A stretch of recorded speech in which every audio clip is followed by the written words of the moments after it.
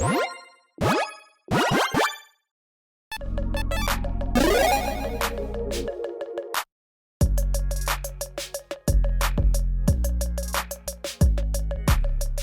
everyone, Mitch coming in from the Commander's Core Studio. Welcome to the show. So on today's episode, I'm going to be taking you through some great staple alternatives. As a budget player, I'm always on the lookout for amazing cards and ones that, well, fulfill a need that those staples do, but at a much more affordable price. Let's jump into it. So, first up, a card from my childhood. Yeah, I started playing right around the time of, I think this was Judgment, right? I think that, yeah, it's Judgment. But yeah, the art definitely brings me back to that time. Marari's Wake, an amazing card, one that does a lot of things for you for a lot of decks out there, and one that's around like $5, $6 or so, and I don't think is becoming budget-friendly for me, at least anytime soon. An enchantment for 5 mana in Selesnya. Creatures you control get ++1. Whenever you tap a land for mana, add 1 mana to your mana pool of any type that land produced. Now, the Anthem effect is nice, and that does help decks, especially decks that want to go wide, maybe token strategies. But of course, there are plenty of Anthems out there, and ones that are a bit more efficient than that. That being said, when you slap on a, hey, double up your mana effect, essentially, onto the Anthem, yeah, that is a recipe for a card that is going to see a ton of play, and this one most definitely does. Yeah. If you are looking for a lot of mana and a pump effect, this is a great way to do it. Now, that being said, of course, we can split those things into two. There's a lot of other great Anthems out there, a lot of budget-friendly ones, Heliod's Intervention, those kinds of things as well. That cost the same amount as this, but like +2/+2 instead of just ++1, and Flash with that as well, where you go 1 mana more, and all of a sudden you can get up to an Anthem that gives +3/+3. That being said, when it comes to what the real calling card for this card is, again, why people are mostly putting it in decks, it is that mana doubling. And of course, when it comes to budget-friendly effects, we actually have some that might be surprising for you, like Mana Reflection. Right around $2 at this point. This used to be a card that was much more expensive, though it has seen some more reprints lately. Enchantment for 6 mana in green. If you tap a permanent for mana, it produces twice as much of that mana instead. This is actually a reprint from this year from Modern Horizons 3. I think the Commander product of that one, essentially. Yeah, that's a mouthful. Regardless, this is a great way to just very simply say, you know what I really care about? Doubling up my mana. And unlike Marari's Wake, that one specifically says lands. This one says permanents, meaning that if you have, say, any, mana rocks or mana dorks in play, etc., all of a sudden you are doubling those up as well. So again, it might cost 1 more mana. It might not give you that Anthem effect, but also, well, can see play in more decks out there, being in mono green versus in Selesnya. And of course, again, it doubles up all of your mana producing effects, not just those lands, though typically land is what you really care about. Next up, though, at just 52 cents, we've got Regal Behemoth. First up, it is a dinosaur, so dinosaur players out there, rejoice. It's a good choice for you. That being said, a 5/5 trampling dinosaur for 6 mana. Enters the battlefield, you become the monarch. Whenever you tap a land for mana while you're the monarch, add an additional 1 mana of any color. Basically the exact same thing.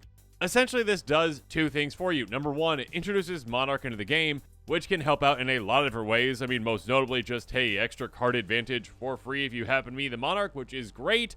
And of course, it also encourages combat, which some decks actually really want to do anyways. And yeah, you've got a decent size 5/5 with this. If you got a lot of other creatures in play, you can dominate the board, obviously. Ensure that you are able to, well, maybe have something evasive out there and get through on an opponent so that you can actually steal that Monarch back when you need to. And when you do, of course, you just go, oh, okay, I'm not the Monarch right now. But that player is a monarch, and you know what? I'm gonna hit that player. I'm gonna take that back, and all of a sudden, my second main phase now, I can tap for twice as much with my land. So of course, it is not a perpetual effect like the other ones we've talked about. That is just like always guaranteed to double up your mana essentially from your land, specifically with this one. But it is one that again does introduce some nice, combat not forcing but combat encouraging effects, as well as some additional card advantage, and it's a decent body too. So yeah, it is a good choice for a lot of decks out there that might want to double up mana. I will say with that one, though, you need to kind of make sure that you at least have, a decent amount of creatures in the deck, essentially, or evasive creatures, or ways to ensure that you get through. So you're not just like, okay, I give Monarch to basically some other player, and they just take it for the entire game, and all of a sudden I can't get it back, and this is just a 5/5 trampling dinosaur that doesn't give me a doubling of mana. Next up, Dictate of Karametra. This is a risky but amazing play, and I have had a lot of fun with this one myself. Enchantment for 5 mana in green flash. Whenever a player taps a land for mana, the player adds 1 mana to the mana pool of any type that land produced. Now, I already talked about the Dictate. Oh, I think I said Heliod's Intervention. I meant Dictate of Heliod. Dictate of Karametra. This one is the green version of that from Theros, and this says, you know what? That one might handle anthems. This one handles the mana ramp, giving every single player, though, so this is where the risk comes in, obviously, a way to double up their land mana, essentially. So, yes, this is one that it can be risky, but it also can be very rewarding, especially since this is one where you can cast it right before your turn. So, unlike the other mana ramp spells, the other mana doublers, essentially, I've already talked about, those you got to commit to on your turn, right? You're committing to it. And then you might not have a lot of mana left, or you might have no mana left, essentially. So you're like, okay, I've got to wait for one trip around the table, and then I can use the mana. This one, it's kind of the opposite, where it's like, you know what? I might be benefiting my opponents potentially, but the play that I can get out of this one can be absolutely massive, because before my turn, I cast this unexpectedly, and all of a sudden my opponents are like, oh no, that player was going to have, 6 mana or so on their turn next turn, but all of a sudden they've got 12. And you can, again, have a game-changing, explosive turn with that, and just kind of take over before your opponents can even take advantage of the extra mana that you are giving them. Again, it's a high-risk, high-reward play, but it is one that can definitely benefit you for the right strategy. I believe this one was in my Joda deck, which is so much fun with Joda, because you're like, oh, okay, cool, I play this, and then all of a sudden, oh, my lands for tap for twice as much, now I can activate, Joda more than once. Not activate, but, the Fist of Suns Joda, where you can cast things for Wooburg, then you can cast twice as many things for fun. Next up, speaking of fun, though, Gauntlet of Power. This one might be kind of technically closest to Marari's Wake, but a bit different. Artifact 4/5, enters the battlefield, choose a color. Creature's chosen color get ++1. Whenever a basic land is tapped for mana of the chosen color's controller, adds an additional mana of that color. This one's right around $2, so again, used to be a lot more expensive. Has seen some more reprints recently. Now, this one is one where, it is, for those of you who don't know out there that haven't, kind of maybe paid attention to exactly the wording on this one, it is something that, like Dictate of Karametra, can benefit your opponents as well. It is dependent on what opponents you're playing, what decks they're playing, what colors they are playing. But yes, if you have a monocolor deck out there that you are playing yourself, you're probably going to get the most benefit or all the benefit out of this versus your opponent. So again, if you're playing a green deck, cool, I choose green. Also, my green creatures get a nice little anthem right there. And on top of that, all my forests, which I'm playing monocolor, I probably mostly have basic lands, are doubling up their production, which is huge. So again, it's another one of those kind of like high risk, high reward, because certain situations you're like, oh no, that player over there is also playing a mono green deck.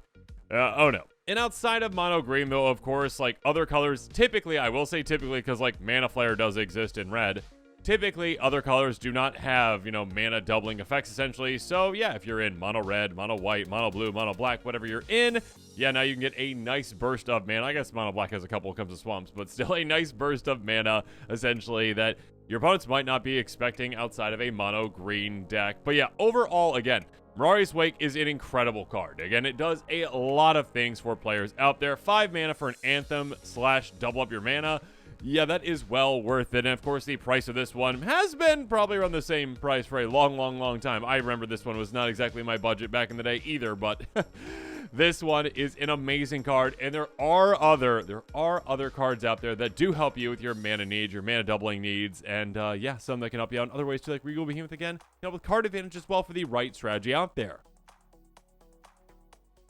Next up, moving on. This is a, absurd card. Fierce Guardianship, an instant for 3 mana in blue. If you control a commander, you may cast a spell paying its mana cost, counter target non-creature spell. Now, this is a card that is kind of notorious in Commander. I mean, it is just one of those cards where it's like, oh, they printed that. Oh, okay, that's where we're going with this. Again, basically, there was a cycle of free mana or, free spells if you have your commander in play, which, if you're playing commander, typically your goal is to maybe get your commander in play and keep it there. So having a free spell is incredibly impactful, especially when that free spell is, kind of the exact same as, one of the most popular spells out there in Commander that we'll get to here in a second, which is a replacement for this one potentially. But basically, yeah, there's only so many, free spells out there, and all of them are very, very, very expensive, especially when it comes to counter spells. Non-creature spells is typically what you do want to counter in Commander, typically. I will say typically, because, yes, counter creatures is great, but when it comes to creatures, that's only one out of the, 8 card types, essentially, and this is like, oh yeah, you get all of the other ones, so, and especially some game-changing cards that you can kind of like, oh, the giant enchantment? Yeah, no, thank you. Oh, great, huge sorcery spell, it's going to change the game? No, you don't get that either. That being said, when it comes to quote-unquote free spells, there are other ones that are kind of not free, but kind of free at the same time, like Rewind. Rewind is a really good card. Instant for 4 mana in total, counter target spell and tap to 4 lands. Now, you do need to save up your mana with this. It's not like Fierce Guardianship where it's like, I can just tap out and be like, ha ha ha, I've got to get out of jail free card. No, this one you do need to keep your mana up for it. That being said, if you've got other instant speed things like, say, Factor Fiction or whatnot, you can still utilize this on an opponent's turn, untap those 4 lands, and still be able to cast, say, a Factor Fiction, get your mana back basically for that. This also can actually generate you mana with the right build. Again, we just talked about, Marari's Wake, mana doublers, etc., etc. Yeah, if you're untapping 4 lands that have their mana doubled, you are actually gaining mana with this. You tap those lands, and all of a sudden you're like, oh, okay, cool, yeah. I basically, generate an extra 4 mana for free. Or if you've got, say, bounce lands, those lands that tap for 2 mana themselves, etc., etc., or maybe some lands that have some activated abilities that you can utilize. Yeah, you can do some pretty crazy things with this. Again, it is something where it's not like, okay, I can just tap out and be fine, but it is something where I'm not necessarily wasting the mana on the counter spell. I get it back, essentially, though, again, 4 mana might be a bit much to hold up sometimes. That being said, the right deck, it definitely can be a great one. Unwind, a little bit cheaper and a bit more specific, kind of more like Fierce Guardianship. An instant for 3 mana in blue. Counter target non-creature spell untapped with 3 lands. So again, it's like a combination of those. It's like Unwind is the kind of, light version of Rewind, but you save on that mana. Yeah, you don't get to counter creature spells, but again, most spells that you do want to counter are those non-creature spells. So again, get that mana back, and again, even maybe get extra mana if you have got those, mana doublers or those lands that tap for 2. Next up, this is a card that I cannot believe is $1.41 right now. This card was like, okay, I think it was like $5 or $6 or so when it first came out. And again, it's an uncommon, but it was reprinted in Foundations. An offer you can't refuse. Instant for a single blue mana. Counter target non-creature spell. Its controller creates 2 treasure tokens. Now, there is a downside to this. Yes, giving a player 2 free treasure tokens is not the best thing. That being said, just replacing their spell with 2 treasure tokens, if it's worth countering, it's worth replacing it with that. Just sure, hey, you know what, you cast this giant thing. I don't want you to have that, so I'm going to, cast my 1 mana counter spell for that. I get to counter it, and you get, sure, 2 treasures, which can help you later, but I'd rather have you have those than actually have the actual giant spell you're casting. So, being able to just hold up just a single blue mana to get rid of a lot of threats, essentially, that is a huge effect. It is a great effect. Is it Fierce Guardianship? No, but basically nothing is. But this is a very, very, very good card. Speaking of which, Strix Serenade. An instant for a single blue mana to counter target artifact, creature, or planeswalker spell. The controller creates a 2/2 bluebird creature with flying. This is the Swan Song adjacent card that we just got in MH3. But basically, this is, hey, artifacts, creatures, planeswalkers, you go away. All right, you get a 2/2 bird, which in Commander isn't nothing, but it's basically nothing. Okay, it's like, hey, you know what? You get a little tiny creature that does not matter all that much. Again, in like a game of Standard, it would be like, oh, okay, or Modern, I guess I'd say with this one. Okay, you get like a 2/2 flyer, which is evasive, and that is 1/10 of my life total if you hit me with it. Versus Commander, it's like, okay, it's 1/20th of my life total, and also there's 3 other players here, so your little 2/2 bird's not going to do much. That being said, this does cover a decent amount of things to counter. Not everything, obviously. I would say between the two, Swan Song obviously covers a bigger swath of things that, not bigger, it's the same amount, but like better things technically that you usually want to counter. This is still very, very, very good. It is a bit more budget friendly, again, around $2. Next up, Wash Away. This one is a very good card for specific circumstances, and also if you have extra mana, you can just utilize it to basically counter anything. Instant for a single blue mana, cleave for 1 blue. So if you cast the spell for its cleave cost, you remove the words in the square brackets. Counter target spell that wasn't cast from its owner's hand. So basically, again, for 1 mana, you can counter any spell that wasn't cast from its owner's hand. Obviously, most notably, I mean, yeah, like all the Prosper decks out there are like, no, Impulse Draw! Yeah, okay, obviously if you cast, things from, the top of the library, if you're casting things from exile, if you're casting things from graveyards, yeah, you counter those. But most notably in Commander, commanders are cast from the command zone, not from hands. So therefore, yes, you can just counter commanders for 1 mana, which can be huge. That being said, if you do need to counter anything, you just pay the cancel spell cost, essentially, right? Like, I mean, cleave is the word of there. But, cancel is like the OG counter spell that costs 1 more mana than counter spell for no reason. Essentially, not no reason, but just it's a power down version of it. So this is just basically that with the, 1 mana addition. If you'd rather just have the, you know what, I'm just going to counter that commander. I'm going to counter that card from your graveyard. I'm going to counter that.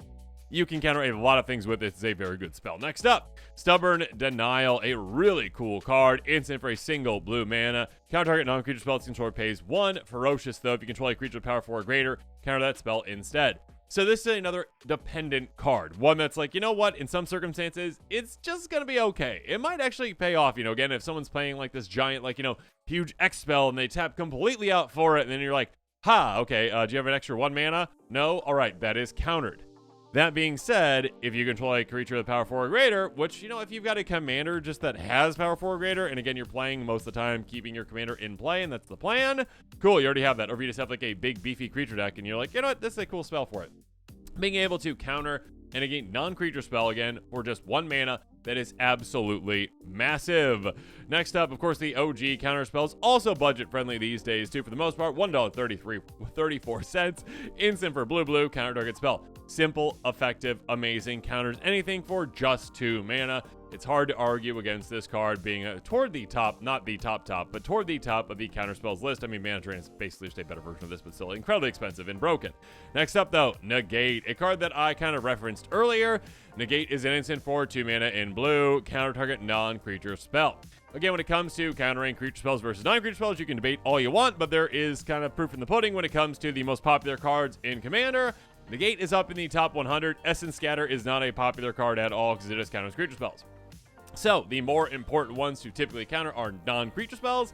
2 mana is not a lot at all to do so. And again, it's easier to cast than counterspell because it's just a single pip, essentially. The single blue mana there. That being said, there's a lot of amazing counterspells out there. There's only so many that are absolutely free. Those all typically are very, very, very expensive. Again, Fierce Guardianship, like $34 or so. That being said, there are plenty of budget-friendly cards that can fill that need for a counterspell. They're not as good, but they're still very, very good, very, very effective. And yeah, it's hard to argue against some of their effectiveness. Again, just like a simple counterspell. Finally, though, Fairwell, a card that, I didn't realize was going to be as high on the salt score as it was until I looked at it earlier this year. But yeah, this card is very good. And it can definitely change a game, and that can make some players salty. It's a sorcery for 6 mana and white. Choose 1 or more. Exile artifacts, exile creatures, exile enchantments, exile all graveyards. It is simple, it is effective, it is flexible, it is getting rid of things permanently. I mean, except for the random cards are like, I can be cast from exile. It's like, oh gosh, okay, squeeze, sure. All right, you go for that. That being said, this is more so just a, you know what? I need to reset certain things in play, and it's also a way to maybe make things a bit more one-sided than other board wipes. That being said, there are other amazing flexible board wipes that aren't $5 and probably perpetually going to be $5 like this one, if not more. Next up, I think most obviously, Aer Command, one of the most popular cards in Commander. It is a board wipe, kind of the OG, like, flexible board wipe in Commander that used to not be budget-friendly, but it's been reprinted on the ground, which I absolutely love, so even I can afford it now. Sorcery for 6 mana in white. Choose 2 destroy all artifacts, enchantments. Creatures mana value 3 or less, creatures mana value 4 or greater. There's a lot of great things out there to destroy with this, and again, it is one where, kind of like Farewell, where you can actually pick and choose what you need to get rid of and say, okay, well, I've got like small creatures in play, my opponent's mostly have big creatures in play, I don't really have any artifacts, so I'll take those out too, and I'll keep my enchantments in play. So basically, it's a way to say, you know what, I like you to pick 2. It's not like Farewell where it's like 1 or more, so literally exactly pick what exactly you want.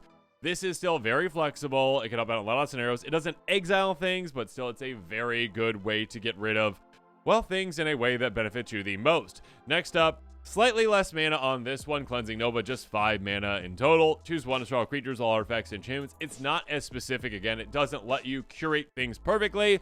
That being said, it's still a good decision for you. It's like, okay, do I have a lot of artifacts and enchantments in play? But my opponent's, you know, have a lot of creatures in play? Cool, I'll pick that, essentially. Destroy all their creatures, or the opposite, essentially. So, again, it is somewhat flexible. It's a little cheaper mana value-wise. It isn't going to exile them, but still it is a good solution a lot of the time to say, okay, panic button needed. I'm okay with losing some of my creatures because, yeah, the creatures over there are incredibly scary, and I want to keep my artifacts and enchantments. So there you go. Next up, Chroma's Vengeance. A really big panic button that doesn't give you a lot of options, except, hey, if you don't need to destroy things, you can actually cycle this way for 3. A sorcery for 6 mana until destroy artifacts, creatures, and enchantments. So again, it's a way to say, you know what, let's reset most things out there. And if you don't need to reset things, if you need something else, then dig down by cycling this away. So again, at least gives you another option. Speaking of options, Neville RS Disc. Nev's Disc, a very, very, very good card. Artifact for 4, enters battlefield, tap, pay 1, tap, destroy artifacts, creatures, and enchantments. This is a good board wipe that you can utilize in any color. Again, colors that typically can't destroy these things or just have like mass board wipes in general. You don't have to be in mono white to be able to utilize these, or white in general. So basically being able to say, you know what, I got to wait a turn for this to actually happen, unless you've got a way to untap it potentially. That's okay though. Now I've got the flexibility that when it is in play that I can kind of just utilize this as a, hey opponents, don't mess with me right now because I just have this, you know, board wipe in play, and I just have to pay a single mana to tap and destroy all the things. So it is kind of flexible in the way that you can't utilize it right away, but then later on, once it is untapped, you can kind of hold it over your opponents, maybe make them do your bidding until you end up popping the disc. Next up, though, Ondu Inversion. This one is very good because, well, it doesn't actually really take up a spot in your deck. It is, again, a MDFC land. Let's just flip over really quick. MDFC land, enters battlefield, taps for a single white mana. Cool. So, again, early on in the game, it's not like, oh, it's a dead card in my hand. It's like, oh, okay, well, I'll just utilize it as a land if I really need to. And if you don't need it as a land, it's a good, well, panic button in your hand that, again, is just off of a land. It's not taking up a spot in your deck, really. One of the 36, 37, whatever lands that you are playing. It's like, okay, cool, I've got a land, and all of a sudden, if I need it late game, it's like, oh, I'm not, like, drawing a plains, and, like, I'm very upset that, like, oh, that's not gonna help me out. You're like, okay, instead, I get to, yeah, just wipe the board and destroy all non-land permanents, everything. So this actually just says, you know what, let's just clear the entire table, essentially. Unlike Fairwell, yes, it does not exile. That's okay, though. Of course, there are certain ways you can take advantage of that, too, with certain commanders, like, you know, maybe a certain angel that gives everything indestructible, but still, it is a way to basically say, you know what, I'm not really committing too hard into this extra board wipe in my deck. It is an MDFC land that is, yes, a little bit slow, but the flexibility of it, the way to say, you know what, later in the game, it can be a game-saving card for me. That can be absolutely huge, and just 58 cents for this one. Next up, Hour of Revelation. Again, a 6-mana card. That being said, the vast majority of the time, you're casting this for just 3 mana. Cost 0 to cast if there are 10 or more non-land permanents on the battlefield, destroy non-land permanents. This is very, very cheap to play. Again, you are playing a game of Commander. Typically, with 4 players, there are definitely going to be 10 or more non-land permanents on the battlefield. That's just probably going to be happening. I mean, even as soon as, like, turn 4. They should be casting this on turn 4. But still, it is a good way to just get rid of everything, to clear the board, and to just spend 3 mana while doing so. Again, not a lot of flexibility when it comes to actually, you know, what you're destroying. That being said, yeah, it's a good way to say, you know what, I don't want to commit a lot of mana to this. I can just build up other things. You know, I'll cast this, I'll wipe things out, and I'll utilize the mana that I saved to rebuild my board. Next up, Devastating Mastery, somewhat similar. Sorcerer for 6 mana in total, but you can just pay 4 mana extra and pay the spell's mana cost. If the 4 mana was paid, an opponent chooses up to 2 non-land permanents they control, returns them to their hand, destroy non-land permanents. This is one where you can actually kind of make a deal with it. Like, it is, you know, typically would you want to be able to give an opponent back 2 of their cards before it's destroyed? No. But that being said, if you don't have the 6 mana lying around, or you want to save that mana for something else, you know, you can say, you know what, I'm just going to pay 4 Wrath of God cost, essentially, destroy all non-land permanents, not just creatures, and all of a sudden, you know what, opponents? Okay, make a deal with me, all right? Which one of you is willing to make a deal with me, all right? You've got those 2 creatures there. If I bounce those back to your hand or whatever, will you not swing at me, you know, with those creatures throughout the rest of the game? They'll probably make that deal because they want their creatures back. Otherwise, they're just going to be losing those creatures. And if not, you'll make a deal with someone else. So essentially, being able to politic a little bit with this one can be very helpful for you. Finally, though, Tragic Arrogance. No politicking with this one. I mean, maybe there is, but still. Sorcerer for 5 mana and white. A very good card. For each player, you choose from among the permanents that player controls an artifact, creature, enchantment, a planeswalker. Each player sacrifices all their non-land permanents they control. This is one that gets around a lot of things, actually. Again, when it comes to all the ones I've talked about so far that are like, okay, destroy, Fairwell is, yes, better than those because, well, it's flexibility, and also because exiling gets around certain things, and also makes it so your opponents like can't get those things back, from the graveyard typically. That being said, this gets them in the graveyard, but in a different way. Forcing that sacrifice gets around a lot of things like, indestructibility. If the opponent's sacrificing it, indestructibility doesn't help at all. Versus, just destroying it like a Wrath of God effect, that obviously would. So being able to say, you know what, you get to keep that, you get to keep that, you get to keep that, and that's it, and then all of a sudden everything else is gone, it's a good way to just level the board in a lot of ways, and also get around those pesky, indestructibility, regeneration, etc., etc. Yeah, forcing those sacrifices can be great. Keep in mind with this one, a little tip and trick. If you, say, have an opponent that maybe has, an artifact creature, you can take that as the one that is both an artifact and a creature, so it counts for both, so they get one less thing basically to keep, so do keep that in mind. That being said, yes, Fairwell is a very, very, very good card. I might disagree with the level of saltiness that is around it. It's a very good card, though. That being said, I don't think its price is going to go down anytime soon. There's a lot of other great budget alternatives that do a lot of amazing things as well. And with that, this episode is coming to a close. Comment below with your thoughts on it. And of course, as always, thanks again and have a good one.